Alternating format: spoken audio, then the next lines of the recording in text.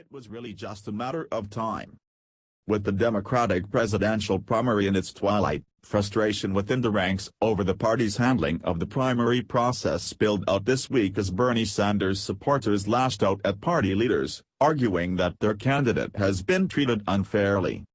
The public outpouring of anger began last weekend at the Nevada Democratic Party convention, where Sanders supporters who said Hillary Clinton's backers had subverted party rules shouted down pro-Clinton speakers and sent threatening messages to state party chairwoman Roberta Lang after posting her phone number and address on social media. That led Democratic National Committee Chairwoman Debbie Wasserman Schultz, Senate Minority Leader Harry Reid and other top party leaders to demand an apology and publicly ruminate on the possibility of violence at the Democratic National Convention in July as they prepare for a general election battle with Donald Trump.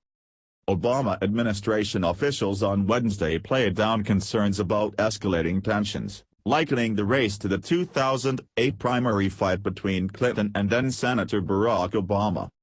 But Sanders isn't backing down. A campaign spokesman said Wednesday that the campaign was looking into whether to ask for a recount in Kentucky, where Sanders narrowly lost on Tuesday night, and he fired up his crowd in Southern California Tuesday night by calling out the Democratic establishment. The Sanders campaign on Tuesday did condemn unruly behavior from supporters and those who made threats to party leaders, but made clear it is sticking with its stance that the party is subverting the process in a way that benefits Clinton.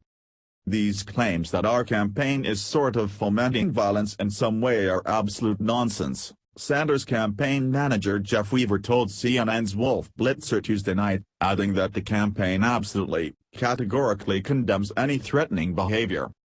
The breakdown in civility comes after what has otherwise been a comparatively polite campaign season for Democrats, but the frustration exposes a rift in the party and undercuts the notion that Clinton will be able to march into the Democratic convention this summer with the party unified behind her. Throughout the year, Sanders and his supporters have complained about the nomination process and ways they believe it has helped Clinton, including debates held on Saturday nights, closed primaries in major states such as New York, and the use of superdelegates, essentially free agent party and union stalwarts who are overwhelmingly backing Clinton. The problem is that there are long-simmering concerns about unfair treatment out in the Nevada Democratic Party, Weaver added. We are not going to allow the millions of people who supported Bernie Sanders to be sort of rolled over in places like Nevada by the way they handled that convention. Earlier on Tuesday, Sanders released a statement suggesting that his supporters were justified in feeling like the party has given them a raw deal.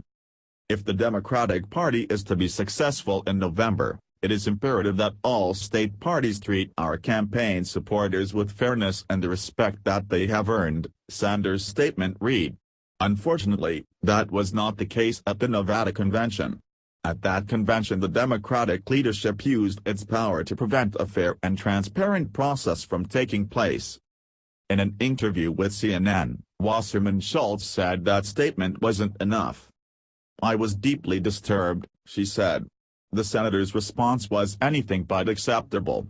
It certainly did not condemn his supporters for acting violently or engaging in intimidation tactics and instead added more fuel.